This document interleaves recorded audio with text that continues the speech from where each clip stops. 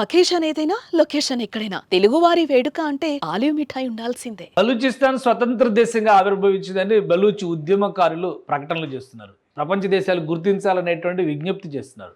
ఇటు భారత్ అటు ఐక్యరాజ్య సమితి కూడా తమ అస్తిత్వాన్ని గుర్తించాలనేటువంటి సూచన పదే పదే చేస్తున్నారు. అలానే ప్రతి ఇంట బలూచ్ జాతీయ జెండాలు ఎగరేస్తూ తమకొక ప్రత్యేక అస్తిత్వం ఉందనేటువంటి మాట చెప్తున్నారు. కానీ పాకిస్తాన్ ప్రభుత్వం మాత్రం ఇప్పటివరకు బలూచిస్తాన్కి సంబంధించి ఎలాంటి ప్రకటన చేయలేదు.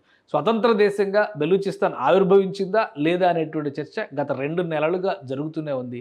అయితే బలూచిస్తాన్ని వదులుకోవడానికి పాకిస్తాన్ ఏమాత్రం సిద్ధంగా లేదు. సాధారణంగా ఒక దేశం విభజన దిశగా అడుగులు వేస్తుందంటే ఆ దేశంలో ఉన్నటువంటి ప్రధాన నాయకత్వం ఖచ్చితంగా దాన్ని అడ్డుకునే ప్రయత్నం చేస్తుంది. అదే కథ బలూచిస్తాన్ విషయంలో కూడా పునరావృతం అవుతుంది. అయితే బలూచిస్తాన్ని వదులుకుంటే పాకిస్తాన్ నష్టపోయేదేంటి? ఎందుకంటే ఇప్పుడు బలూచిస్తానే పాకిస్తాన్కు ఉన్నటువంటి ప్రధానమైన ఇన్వెస్ట్మెంట్ అనేటువంటి అభిప్రాయం అంతర్జాతీయ సమాజంలో చర్చకు దారితీస్తుంది.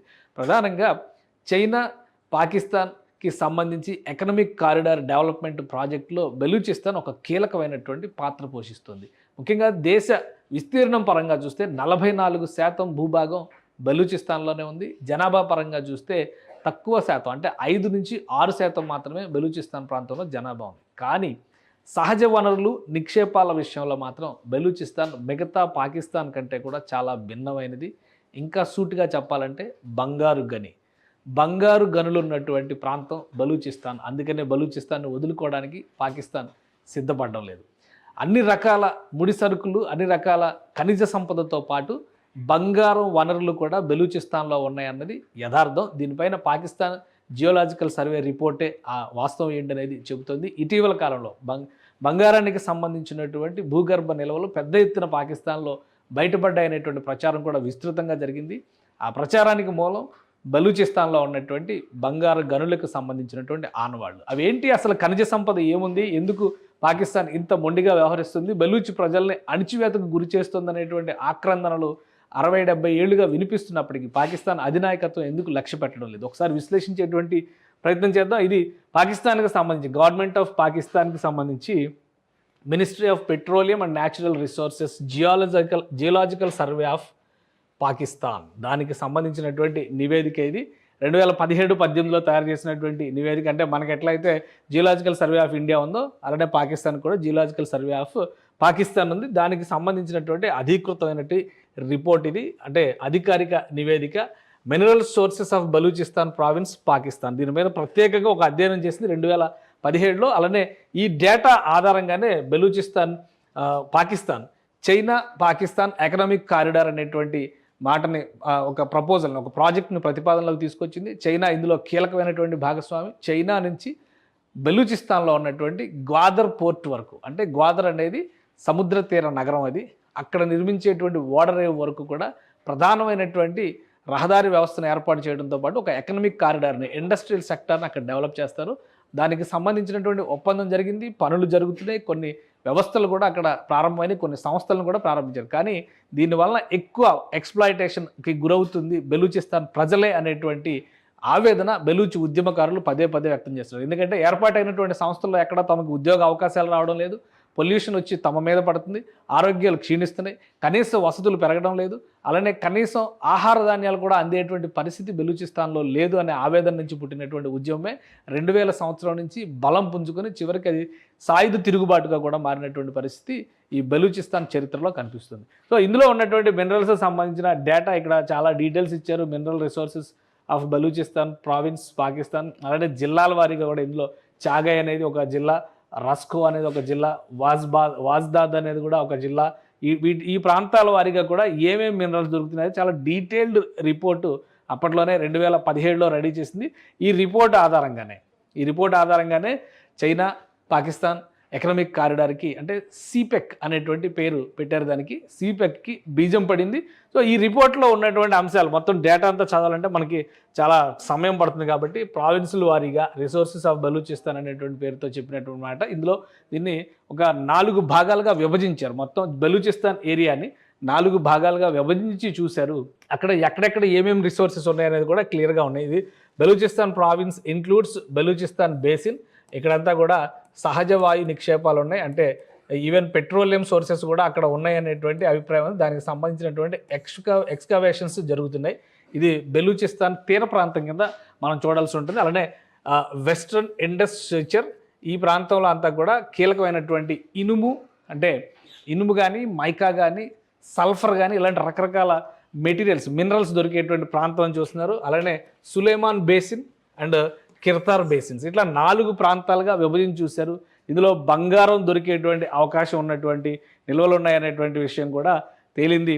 అల్యూమినియంకి సంబంధించి, ఐరన్కి సంబంధించి, కాపర్కి సంబంధించి, అలానే నికెల్కి సంబంధించి రకరకాల మెటీరియల్స్, లైమ్ స్టోను, ఇంకా మార్బుల్, లైమ్ స్టోను, మ్యాంగనీస్, మ్యాంగ్జైట్ ఇట్లాంటి చాలా మినరల్స్ ఈ ప్రాంతంలో దొరుకుతాయి అనేటువంటి నివేదికలు వచ్చినాయి. ఇవే బెలూచిస్తాన్ కొంపముంచిని. గత 10 ఏళ్లుగా బెలూచిస్తాన్ పైన పెద్ద ఎత్తున అణిచివేత జరగడానికి ప్రభుత్వ పాలనా వ్యవస్థల్లో బెలూచిస్తాన్ ప్రజల్ని తీవ్రస్థాయిలో ఇబ్బందుల పాలు చేయడానికి కారణం కూడా ఈ నివేదికలే. ఇది బెలూచిస్తాన్కి సంబంధించినటువంటి వనరుల పైన పాకిస్తాన్కి చెందినటువంటి సర్వే రిపోర్ట్ చేసినటువంటి డేటా ఇది. ఎక్కడికక్కడ పాకిస్తాన్ ప్రాంతాన్ని మొత్తాన్ని, ఇది మధ్యలో ఉన్నది సింధు నదికి అటు ఇటు ఉన్నటువంటి ప్రాంతాలు, మొత్తం 4 ప్రధానమైనటువంటి ప్రావిన్స్లు, ఇంకోటి ఆక్రమిత కాశ్మీరు. సో వాటన్నిటికీ సంబంధించినటువంటి డీటెయిల్స్ని ఇక్కడ మెన్షన్ చేశారు. ఇంకోటి ఏంటంటే ఇక్కడ దొరికేటువంటి వనరులు, బెలూచిస్తాన్ ప్రాంతంలో దొరికేటువంటి వనరుల్ని ప్రత్యేకంగా నోటిఫై చేశారు. ఇందులో ఇక్కడ ఏమేమి దొరుకుతాయి ఒకసారి మనం చూద్దాం. ఆ డేటా కూడా చాలా ఇంపార్టెంట్ డేటా, ఎందుకంటే బెలూచిస్తాన్లో దొరుకుతున్నటువంటి వనరుల ద్వారానే పాకిస్తాన్లో ఉన్నటువంటి ఆర్థిక సమస్యలకు ఒక పరిష్కారం దొరుకుతుంది అనేటువంటి ఆలోచనతో పాకిస్తాన్ నాయకత్వం ఉంది. సో కీలకమైనటువంటి మినరల్స్ ఇక్కడ దొరుకుతున్నాయి. వాటికి సంబంధించి map of Pakistan showing mineral localities.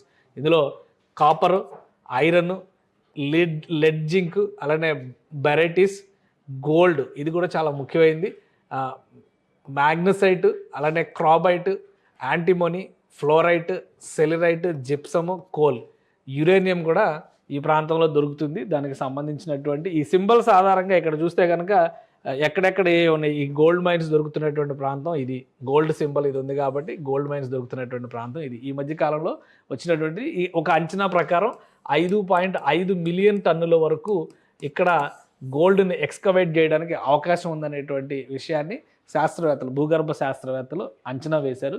So బంగారు గనులు ఉన్నాయి కాబట్టి ఈ ప్రాంతాన్ని వదులుకునేటువంటి అవకాశం లేదు. ఇక ఇతర ఖనిజాలు చూస్తే కనుక manganese, sulphur, salt, quartz vein, fuller earth, ఇవన్నీ కూడా మెర్క్యూరీ, ఇవన్నీ కూడా ఇక్కడ దొరికేటువంటి మినరల్స్. సో మొత్తంగా పాకిస్తాన్లో ఉన్నటువంటి భూభాగంలో 44% భూభాగం ఈ బెలూచిస్తాన్కే ఉంటుంది. బెలూచిస్తాన్లో దొరుకుతున్నటువంటి మూలకాలు కానీ, ఖనిజాలు కానీ దేశ చరిత్రను మలుపు తిప్పేటువంటి యురేనియం కూడా ఇక్కడ ఈ ప్రాంతంలో దొరుకుతుంది అనేది భూగర్భ శాస్త్రవేత్తలు వేసినటువంటి అంచనా. అందుకనే ఈ ప్రాంతానికి గాదర్ పోర్ట్ ఈ శివారు ప్రాంతంలో ఉంటుంది. సో దీన్ని కలుపుతా ఒక భారీ రహదారి వ్యవస్థ ఆక్రమిత కాశ్మీర్ గుండా చైనాకి వేయాలనేదే ఈ చైనా పాకిస్తాన్ ఎకనామిక్ కారిడార్ సారాంశం. దాని ద్వారా చైనా లబ్ధి పొందుతుంది, పాకిస్తాన్ మెయిన్ ల్యాండ్ లబ్ధి పొందుతుంది, కానీ బలూచ్ ప్రజలకి కలిసి వస్తున్నది లేదు. పైగా ఈ క్వారీల్లో కూలీలుగా పనిచేయాల్సినటువంటి దుస్థితిలో బలూచ్ ప్రజలు ఉంటున్నారు అనేటువంటి ఆవేదన నుంచే బలమైనటువంటి ప్రజా ఉద్యమం మొదలైంది. బెలూచిస్తాన్ లిబరేషన్ ఆర్మీ లాంటివి ఆర్మ్డ్ స్ట్రగుల్, అంటే సాయుధ పోరు చేస్తున్నప్పటికీ కూడా ప్రజాపందాలో కూడా ఉద్యమం మొదలైంది. అందులో మహిళలే నాయకత్వం వహిస్తూ గత 5-6 ఏళ్లుగా పెద్ద ఎత్తున పాకిస్తాన్ ప్రభుత్వానికి వ్యతిరేకంగా నినాదాలు చేస్తున్నారు. ఇది ఒక పీక్ స్టేజ్కి వెళ్ళిన తర్వాత గత 2 ఏళ్లుగా చూస్తే సాయుధ పోరు ముదిరి చివరికి పాకిస్తాన్ సైన్యాన్ని, పాకిస్తాన్కి సంబంధించినటువంటి సాయుధ బలగాల్ని, పోలీస్ వ్యవస్థల్ని అన్నింటినీ కూడా బెలూచిస్తాన్ నుంచి తరిమేస్తున్నటువంటి పరిస్థితి ఉంది. చైనా ఏర్పాటు చేసినటువంటి అనేక సంస్థలను కూడా ఈ బెలూచిస్తాన్ లిబరేషన్ ఆర్మీ కంట్రోల్లోకి తీసుకుంది. సో మొత్తం మీద ఒక బలమైనటువంటి ఉద్యమం రూపాంతరం చెందడానికి కారణం ప్రజలపైన జరుగుతున్నటువంటి అణిచివేత అయితే, బెలూచిస్తాన్లో లభిస్తున్నటువంటి వనరుల వలన పాకిస్తాన్ దాన్ని ఎట్టి పరిస్థితుల్లో వదులుకోదలుచుకోలేదు. అందుకనే బెలూచిస్తాన్ ప్రజలు ఒకటే చెప్తున్నారు, ఇది పాకిస్తాన్ ఆక్యుపైడ్ బెలూచిస్తాన్, పిఓబి అనేటువంటి డెఫినేషన్ ఇస్తున్నారు. పిఓబి అనే పేరు పెట్టి ఇది Pakistan occupied Balochistan is not Pakistan అనేటువంటి నినాదంతో చాలా బలమైనటువంటి ఉద్యమాన్ని నిర్మించారు. ఈ ఉద్యమ సారాంశం చూస్తే కనుక ప్రజానీకంలో దాదాపుగా 90% వరకు తమ వెంటే నడుస్తున్నారు అంటున్నారు. అలానే హిందూ ముస్లిం ఐక్యత ద్వారా స్వతంత్ర బెలూచిస్తాన్ని సాధిస్తామనేటువంటి సంకల్పం తీసుకుంటున్నారు. భారతదేశం దీనికి మద్దతు ఇవ్వాలనేటువంటి విజ్ఞప్తి చేస్తున్నారు. బంగారు నిల్వలు ఉన్నటువంటి బంగారు కోడి లాంటి బలూచిస్తాన్ని వదులుకోవడానికి పాకిస్తాన్ అగ్రనాయకత్వం మాత్రం ఎట్టి పరిస్థితుల్లో సుముఖంగా లేదు. మళ్ళీ మరో దఫా ఇప్పుడు భారత్ పాకిస్తాన్ల మధ్య ఉద్రిక్తతలు తగ్గినటువంటి నేపథ్యంలో ఈ ప్రాంతం పైన సాయుధ పోరికి సిద్ధమయ్యేటువంటి అవకాశాలు ఉన్నాయి. బలగాలను దింపడం ద్వారా బలూచిస్తాన్ని నియంత్రణలోకి తెచ్చుకునేటువంటి ప్రయత్నాలు కూడా పాకిస్తాన్ చేసే అవకాశాలు ఉన్నాయని అంతర్జాతీయ స్థాయి విశ్లేషణలు వినిపిస్తున్నాయి. సో బెలూచ్ ప్రజల ఉద్యమాన్ని ఏ విధంగా మలుపు తిప్పబోతున్నారు, ఇలానే ఇక్కడ దొరుకుతున్నటువంటి వనరుల వలన బలూచిస్తాన్ ప్రజలు మరికొంతకాలం పాటు పాకిస్తాన్ కనుసన్నల్లో బతకాల్సినటువంటి పరిస్థితి ఉంటుందా అనేది కాలం నిర్ణయించాల్సినటువంటి అంశం. సుమన్ టీవీలో మీ పర్సనల్ అండ్ బిజినెస్ ప్రమోషన్స్ కోసం కింది నెంబర్కి కాంటాక్ట్ చేయండి.